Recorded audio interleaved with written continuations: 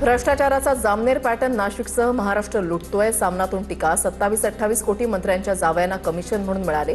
Jamner pattern म्हणत राऊतांचा सामनामधून मंत्री महाजनांवर आरोप. मुंबईच्या गणेशोत्सवात अदानी समूहाची एंट्री. चिंचपोकळीचा चिंतामणीसोबत अदानी समूहाचा टायअप. यंदा चिंचपोकळीच्या चिंतामणीचा मंडप तिरुपती बालाजी मंदिराच्या थीमवर साकारण्यात येणार. त्यासाठी हैदराबादमधील स्वर्णगिरी मंदिराची प्रतिकृती उभारणार. छत्तीसगडमध्ये बीएससी कृषी विषयाच्या पेपरफुटी प्रकरणी प्राध्यापकाला अटक. प्राध्यापकाने इंडोस्कोपी कॅमेऱ्याच्या मदतीनं प्रश्नपत्रिका स्कॅन करून पेपर फोडला.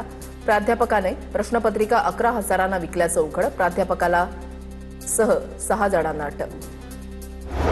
तुकाराम मुंढेंच्या निर्णयाविरोधात नाशिकमध्ये राज्यभरातील खाद्यतेल व्यापारी एकवटले. या निर्णयामुळे पारंपरिक खाद्यतेल व्यापारी, किरकोळ तेल विक्रेते आणि गरजू ग्राहक यांच्यावर गंभीर परिणाम होणार असल्याचा व्यापाऱ्यांचा दावा.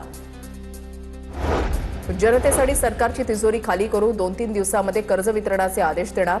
अहिल्यादेवी कर्जमुक्ती योजनेमधील त्रुटी दूर झाल्या. सहकार मंत्री बाबासाहेब पाटील यांची माहिती. आमदार रोहित पवार पुण्यातील मांजरी इथल्या विद्यार्थी आंदोलकांची भेट घेतली. गेल्या काही दिवसांपासून मांजरीमध्ये आदिवासी विद्यार्थ्यांचं उपोषण सुरू. रोहित पवारांनी या आंदोलकांशी चर्चा करत आदिवासी मंत्र्यांना फोन करत चर्चा केली आहे.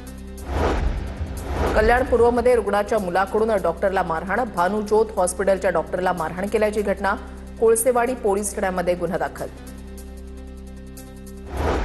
दिव्यांग शाळांच्या दुरवस्थेला मंत्रालयामधील टक्केवारी जबाबदार. मंत्रालयामध्ये टक्केवारी लागते, मी दिली नाही म्हणून अनुदान थांबवलं. धाराशिवच्या सास्तूर निवासी दिव्यांग शाळेचे संस्थापक भागवत बदामेंचा आरोप. दिव्यांग सक्षमीकरण विभागाच्या कारभारावर गंभीर प्रश्नचिन्ह उपस्थित. धाराशिव जिल्ह्यामध्ये जलसंकट गंभीर होण्याची चिन्ह. जिल्ह्यातील 225 पैकी एकही प्रकल्प भरलेला नाही. 103 गावांना पाणी टंचाईच्या झळा.